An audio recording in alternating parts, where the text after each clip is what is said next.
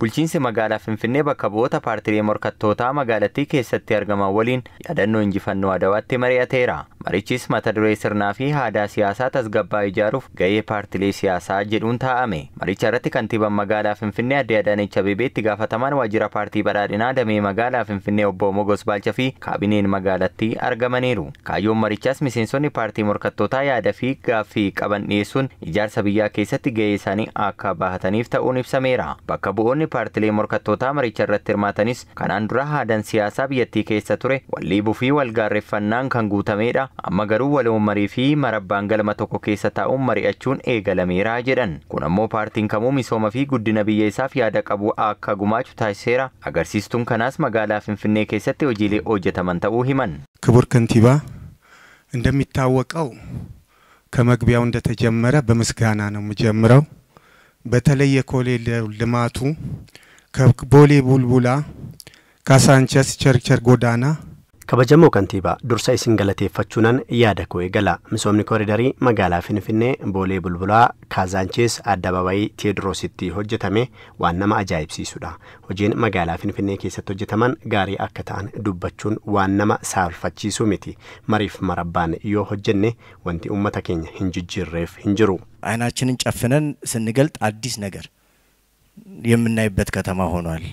Magala Finfinneetti guyyaadhaa guyyaatti misooma haaraan mul'achaa jira. Piroojektota haaraatu hojjetamaa jira. Rakkoo jiraattota furuu fi jiruu isaanii fooyyessuuf tattaaffiin taasifamaa jiru waan nama ajaa'ibudha. Kantiibaa fi kaabinee keessan rakkoo walxaxaa Finfinnee keessa ture furuu fi tarkaanfiin fudhattan bu'aa buusaa jira. Kanaaf galatoomaan jedha. ሀገራዊ ፕሮጀክቶችና የልማት ትሩፋቶችን እየሰራችሁት ያሉትን ስራዎች በጣም ማድነቅ ፈልጋለሁ። ፕሮጀክቶታ ቢያለሳ ደበለቴ ሆጂሌ ሚሶማ ሆጀቻ ጅርታን ድንቅሲፈቹን በርባዳ ኢጃርሰ ቢያ ኬሰት ፓርቲሌን ሞርካቶታ አከርማታን ታሲሱፍ ተታፊን ታሲፈማ ጅሩ ዋን ጀጀቤፈሙ ቀቡዳ hojiileen namoo maratti xiyyeeffachuun magaalattii keessatti hojjetamaa jiran jiruu fi jireenya jiraattota fooyyessaa jiraachuu yeroo adda addaatti daawwannaa taasifannaa irraa hubachuu dandeenyerra kan jedhan bakka bu'oonni kunneen qaleensa jireenyaa furuu fi rakkoon hojii dhabdummaa hammas dhimmoota furmaata barbaadanidha jedhan. አዲስ አበባ ሞር ማጆሪቲ ማለት ይቻላል ከእጅ ወደ አፍ ያለ ማህበረሰብ ነው። Hawaasni magaalaa Finfinnee irra jireessa hawaasa galii gadaanaa qabudha. Tasgabbii gabaa fida jettanii karra shanan Finfinnee irratti giddugaloota gabaa ijaartaniittu. Giddugaloonni kun hangam bu'aa fidaa jiru? Hojiin akkanaa maaliif ittiin fufnee gaaffii jedhuun qabam? በዚህ በሚሰሩ ልማቶች ላይ በጣም በርካታ ወጣቶች ተደራጅተው ስራቸውን ወደ ስራ እየሰሩ መሆኑን እናውቃለን። ግን በጣም በርካታ ጊዜያቸውን ወቀታቸውንና ገንዘባቸውን ይዘው ለመግባት ፕሮጀክቶታ አከ መጋላት ሆጀተማ ጅራን ኬሰት ደርገጎኒ ሄዱን ጉርማኡን ጨራ ሆጂ አከ አርገተን ኒ ቤክና ገሩ አማስ ከነን ቤኩምሳፊ ኦጉማ ኦሶ ቀበኑ ማለቀ ደቡን ሆጂቲ ኦሶ ሂንገሊን ቱራን ኒጅሩ dhimma kaapitaalaa akkamiin ilaalaa jirtu.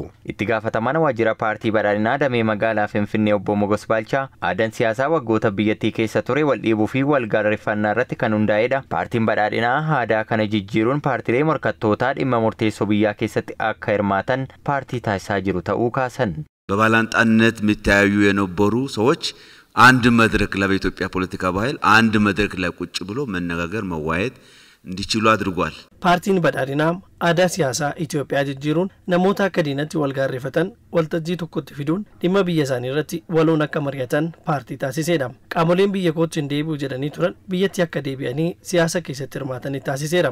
Ajandaa biyyaa irratti mari'achuun dhimmoota murtoo barbaadan irratti paartileen morkattootaa murteessuu eegalaniiru. Maricha irratti kan argaman kantiibaan magaalaa Finfinnee Aadde Adaanech Abeebee sirni siyaasaa ijaaraa jirru wal shakkuu wal dhiibuu dhabamsiisuun wal amanuu irratti kan hundaa'edha jedhan. የምንገነባው የፖለቲካ ስርዓት መተማመን ያለበት ከጥርጣሬ የጸዳ መገፋፋትን አዳን ሲያሰ ኢጃራ ጅሩ ወልሸኩ ወልኢቡ ደበምሲሱ ወላመኖረት ካን እንዳይዳ አገርሲፍቱ ካናሞ ካቢኔውን ኬኛ ኬሰት ሚሴሶኒ ፓርቲ ሞርካቶታ ብሮሌ አከ ሆገነን ታሲፋሜራ ሆጂሌን እስን አመ ድንቅሲበተን ኩኔንስ ሆጂ ሆገንቶኒ ፓርቲ ሞርካቶታ ንወሊን ታኡን ቶኩማን ሆጀኔዳ Kantiibaa Adaanech gaaffilee bakka bu'oota paartilee morkattootaa irraa ka'aniif deebii kennaniin qaala'insa jireenyaa furuu fi dhiibbaa jireenyaa jiraattota magaalattii irra ga'u hir'isuuf tarkaanfiiwwan hedduun fudhatamuu kaasaniiru. Gama carraa hojii uumuutiinis baatii 9 darbanitti qofaa jiraattota 300,000 fi 10,000 oliif carraan hojii uumameera jedhan. የኑሮ ውድነት ስራ አጥነት ጋር ያነሳችሁት በጣም ትክክል ነው።